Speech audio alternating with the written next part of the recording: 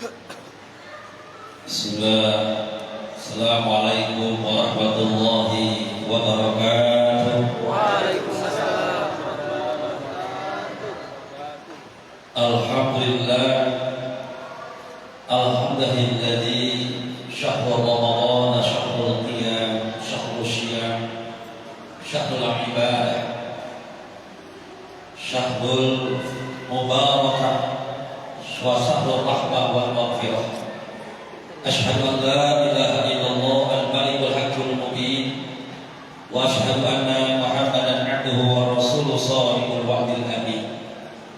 Allahumma shalli wa sallim ala sayyidina wa habibina wa syafi'ina wa maulana Muhammadin wa ala alihi wa sahbihi ajma'in, amma ba'du. Qalu subhanaka la ilma lana illa ma 'allamtana innaka antal alimul hakim. Rabbi shrah li sadri wa yassir li amri wahlul 'uqdatam min lisani yafqahu qawli wa la haula wa la quwwata illa billahil azim. Sahabatul mukarramin, yang sama-sama kita hormati dan muliakan guru kita Al-Habib Ali bin Hasan Al-Hadi, para sepuh, para alim ulama, para guru, para kiai, aparatur pemerintahan, Bapak Ibu jamaah ibadah sholat isya dan insyaallah dan sholat tarawih. Yang maaf sudah sebutkan satu persatu, namun tidak kuasa hormat dan takjub saya kepada para jamaah sekalian. Tentunya bersama-sama kita panjatkan puji syukur kita kepada Allah Subhanahu wa taala atas nikmat yang diberikan kepada kita semua. Nikmat iman Islam disertai nikmat sehat wal afiat dan nikmat yang umum. Shalawat dan salam saudara curahkan kepada junjungan kita Nabi besar Muhammad sallallahu alaihi wasallam, kepada keluarganya, kepada sahabatnya, dan bentuknya kepada umatnya termasuk kita di dalamnya sampai hari kiamat. Bapak Ibu jamaah yang serba rahmat Allah Subhanahu wa taala, sesuai dengan permintaan Habib, ya alhamdulillah saya bisa selahi di Masjidil Barokah ini. Ya, jadi suruh isi kultum itu kuliah rumah antum. Ya. Jadi waktunya singkat, hanya berapa menit saja, harus tuntas sampai jam 8 pada Habib. Bentar lagi jam 8 Pak. Selesai. Bu, ada ibu-ibu ini. Saya merasa berbahagia pada malam hari ini melihat jamaah, masya Allah, di malam ke-8 masih luar biasa. Karena sholat tarawih itu bukan yang hadir lebih awal, tetapi siapa yang bertahan sampai akhir. Karena biasanya di mushola, di masjid-masjid itu awal-awalnya masya Allah, apalagi malam pertama, barangkali Habib Ali ketika sambutan di awal Ramadan yang terbenak dalam pikirannya, masjid ini harus berpuas lain apa? Karena jemaah membludak. Tapi biasanya menjelang 20 hari terakhir, ya sudah tinggal sisa 10 hari, biasanya masih kelihatannya longgar. Tapi alhamdulillah di Masjid Al-Barokah ini masya Allah jamaahnya luar biasa. Bapak Ibu jamaah yang serta rahmat Allah Subhanahu wa taala, ada beberapa yang dikatakan oleh Nabi Muhammad SAW orang yang celaka ketika datangnya bulan suci Ramadan. Yang pertama, orang yang celaka dengan datangnya bulan Ramadan adalah dakhala alaihi Ramadan, ya, dari datangnya bulan suci Ramadan falam yughfarlah, dosanya tidak diampuni oleh Allah Subhanahu wa taala sampai Ramadan itu berakhir. Inilah orang yang celaka. Jadi kita sangat merugi sekali manakala Ramadan sekarang Allah berikan kita kesempatan untuk meraih ampunan Allah, namun kita tidak diampuni oleh Allah Subhanahu wa taala. Maka dari itu masih ada beberapa malam-malam terakhir, bahkan malam yang utama 10 malam terakhir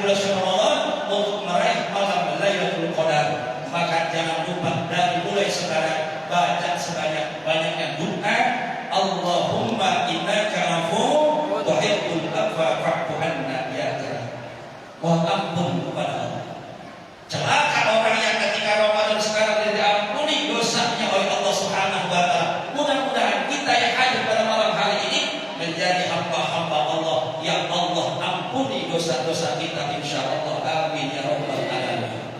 Tidak ada satu manusia pun yang hadir pada malam hari ini, maksud saya barangkali, yang tidak berdosa dengan Allah Subhanahu wa taala. Berbeda dengan sifat Nabi dan Rasul, karena sifat Nabi dan Rasul sifat yang dimaksud terhindar daripada salah dan dosa. Tetapi kita jangankan hitungan tahun, jangankan hitungan bulan, jangankan hitungan minggu, hitungan hari, hitungan detik kita bisa berdosa kepada Allah Subhanahu wa taala. Yang kedua, siapa yang celaka? Yang celaka kata Nabi, orang yang melaksanakan puasa Ramadan namun tidak mendapatkan apa-apa, tidak mendapatkan pahala dari Allah Subhanahu wa taala. Kenapa? Puasanya tidak batal, namun dia tidak mendapatkan pahala karena rusak oleh perbuatannya sendiri. Apa kata Rasulullah SAW dalam hadisnya? Amin shaimin laisa lahu min siyamihi ila jual atau berapa banyak kata Nabi orang yang berpuasa tidak mendapatkan pahala puasa kecuali mendapatkan lapar dan dahaga saja. Kalau diuraikan satu persatu malam ini saya tidak cukup. Yang pertama yang menghapus pahala kita al-qadhib, bohong. Baik-baik puasa kita. Orang yang bisnis kadang-kadang suka lupa dia, ya udah kebiasaan. Ibu-ibu juga sama hati-hati pada saat orang ustaz kalau puasa nggak boleh, nanti habis buka boleh kagak? Sama saja kita lagi latihan mengendalikan diri, maka orang yang berpuasa lisannya harus dijaga, jangan sampai puasa kita tidak punya nilai pahala dari Allah Subhanahu wa taala. Yang kedua, adu domba. Yang ketiga, ghibah, ngomongin orang. Yang keempat, mandang dengan syahwat. Yang kelima, sumpah palsu. Itulah 5 perkara yang dapat menghancurkan amalan-amalan ibadah puasa kita. Puasa yang tidak batal, tapi pahala yang tidak dapat. Kata Nabi, orang kaya begini sangatlah rugi. Yang terakhir, yang ketiga, celakalah orang yang manakala menganggap bulan suci Ramadan ini bulan biasa-biasa saja, tidak meningkatkan kualitas ibadah, sholatnya biasa saja, sholat sunnah yang tak dikerjakan, tadarus Qur'annya juga malas, sedekahnya juga malas. Orang kayak begini menganggap dia biasa-biasa saja bulan Ramadan, maka dikatakan celaka. Kenapa celaka? Baginda Rasulullah, Bapak sekalian, yang dijamin masuk surga, tiketnya tiket surga. Doa Rasulullah dari bulan Rajab bisa dipanjatkan kepada Allah Subhanahu wa taala. Allahumma barik lana fi Rajab wa Sya'ban wa ballighna Ramadan. Ya Allah, berkahi kami di bulan Rajab dan Sya'ban, sampaikan kami kepada bulan Ramadan, pertemukan kami kepada bulan Ramadan. Itu sekelas Rasulullah. Di mana sekelas kita? Sekarang Allah kabulkan doa kita. Bulan Rajab kita dikasih kesempatan hidup, bulan Sya'ban kita dikasih kesempatan hidup. Sekarang mari sama-sama, termasuk saya Al-Fakir, kita sama-sama tingkatkan kualitas ibadah kita. Jangan samakan bulan-bulan yang lain dengan bulan suci Ramadan. Setiap ibadah kita lipat gandakan pahalanya. Bahkan yang sunnah Allah nilai pahala menjadi wajib. Duha kita sunnah, sekarang pahalanya luar biasa. Hatamkan Al-Quran.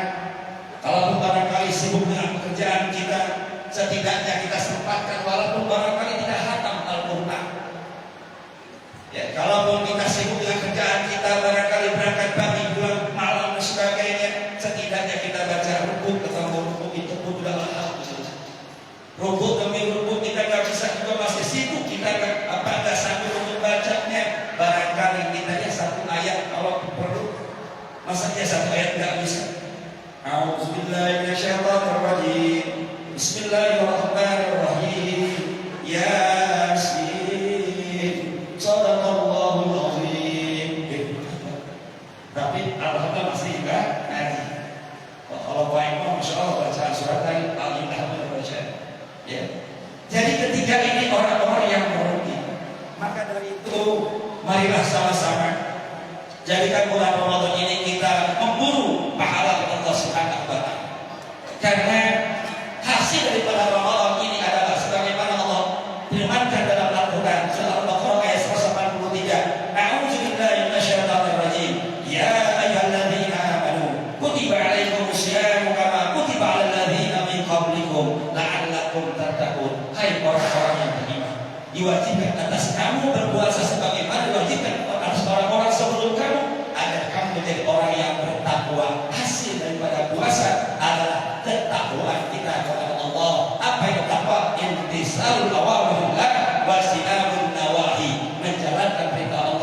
sebenar-benarnya, menjauhi lawan Allah dengan sebenar-benarnya. Sekarang puasa kita latihan memperbaiki diri kita.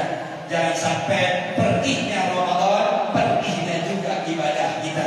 Sehingga ulama mengatakan, jadilah kalian hamba Allah yang Rabbani, bukan menjadi hamba Allah yang Ramadhani.